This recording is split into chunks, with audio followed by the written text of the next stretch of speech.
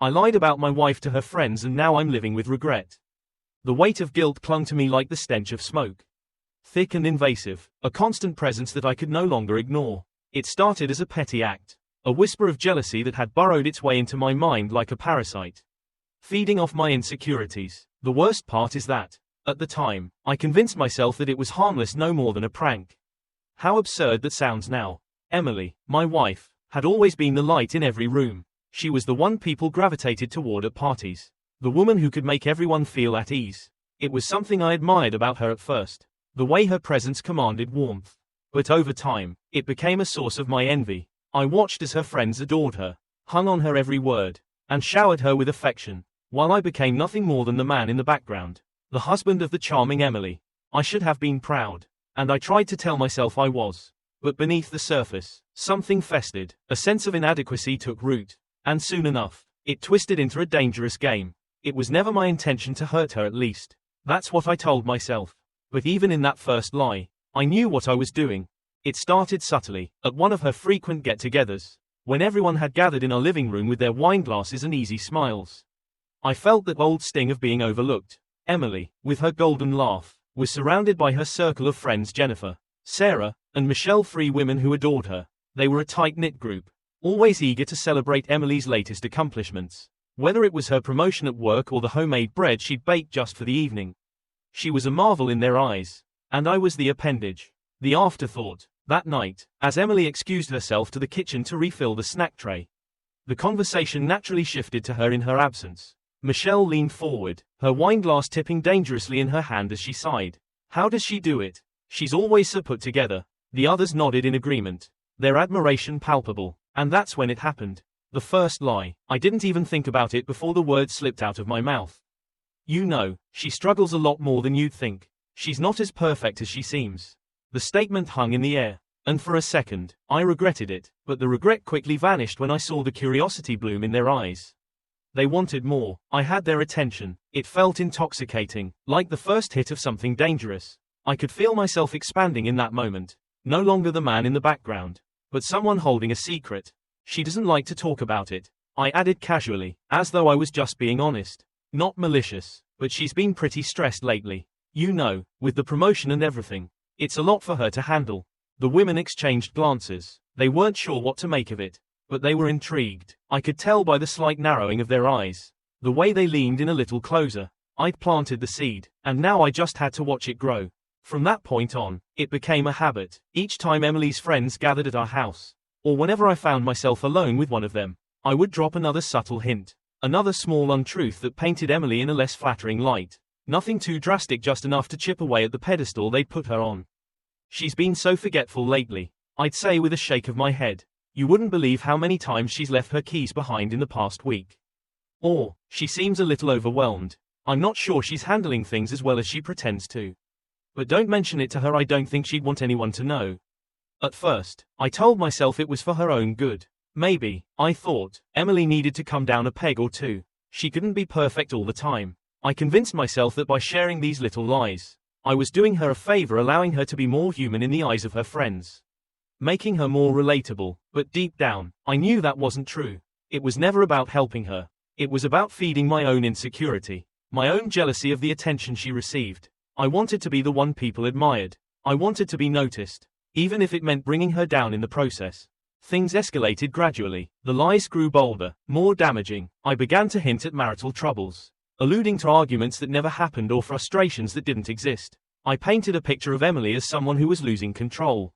Someone who wasn't as composed or capable as she appeared. I love her, of course, I'd say with a weary smile. But sometimes it's hard. She can be difficult to deal with. She's not as easygoing as she used to be. The worst part was how easily they believed me. Emily's friends had always trusted me, maybe even more than they trusted their own partners. They saw me as reliable, steady, a good husband who supported his wife unconditionally. They had no reason to doubt me. So, they listened, nodding sympathetically, offering advice, or worse, pity. In those moments, I felt a sick sense of satisfaction. It wasn't that I wanted to see Emily suffer. Exactly, I loved her at least. I thought I did, but there was a twisted pleasure in knowing that I had the power to shape how others saw her. I could make them question her perfection, make them doubt the image she had worked so hard to maintain. and in doing so, I could finally be more than just her husband. I could be the one who had it all figured out. But lies, like parasites, have a way of multiplying, and soon enough, the web I'd spun began to tighten around me. It happened during another of Emily's gatherings. The usual crowd was there: Jennifer, Sarah, and Michelle, along with a few newer faces. I was in the kitchen, pretending to be occupied with some chore, when I overheard them talking. I hadn't expected them to discuss Emily while she was out of the room. But they did. The conversation had taken a darker turn, and it was clear that my lies had done more damage than I'd anticipated. She seems really off lately, Michelle was saying. I don't know if you've noticed, but she's not herself. I wonder if there's something going on that she's not telling us. Jennifer chimed in, her voice lowered conspiratorially. I thought the same thing. She's been so scatterbrained recently, and honestly, she seems a little distant. I mean, she used to be the one holding everything together, and now it feels like she's barely keeping up. I stood frozen, gripping the edge of the counter, my heart pounding in my chest. This was exactly what I wanted, wasn't it? For them to see Emily as something less than perfect. But now, hearing their words, I felt something cold and hard settle in my stomach. I'd pushed too far. This wasn't just about making myself look better anymore. I had changed the way they saw her, the way they treated her. And for what? A fleeting sense of superiority. That night, after everyone had left and the house was quiet, I couldn't shake the weight of what I had done. Emily was her usual cheerful self, cleaning up the remnants of the evening with that same unflappable grace she always had. She had no idea what her friends had said, no clue that they were beginning to question her, to doubt her, and it was all my doing.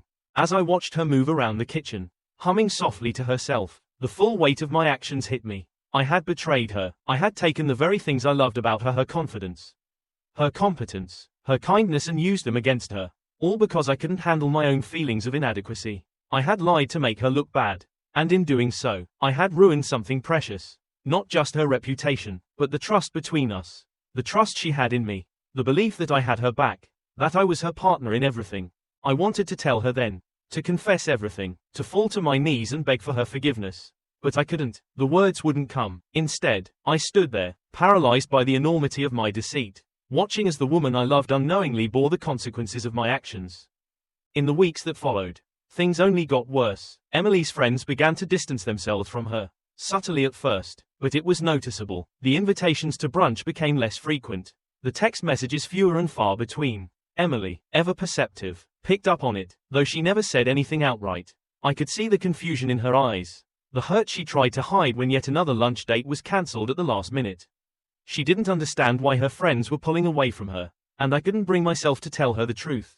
I had created this wedge, and now it was driving her into isolation. And still, I said nothing. The lies had taken on a life of their own, spiraling out of my control. What had started as a petty attempt to make myself feel better had become something far more insidious.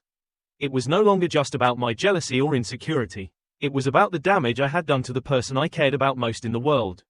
And yet, I couldn't stop. The lies had become too ingrained, too much a part of the narrative I had created. To come clean now would mean admitting to everything, to facing the full weight of my betrayal. And I wasn't ready for that.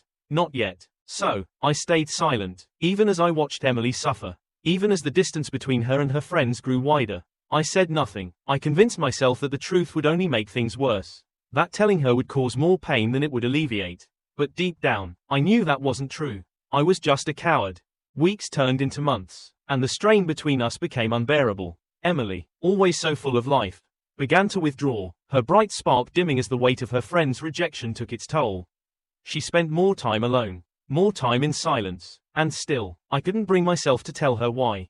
It wasn't until I saw her crying one night, silent, hidden tears that she thought I couldn't see, that I realized the full extent of what I had done.